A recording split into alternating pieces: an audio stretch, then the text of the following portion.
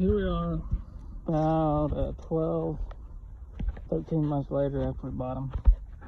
Got a Whirlpool freezer and Whirlpool dishwasher. Freezer quit cooling about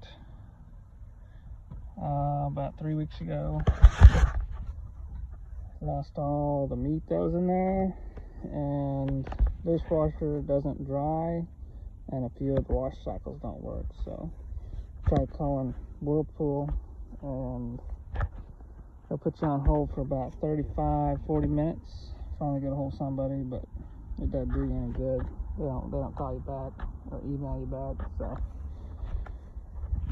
So yes, watch out for Maytag too, because they're made by Whirlpool. So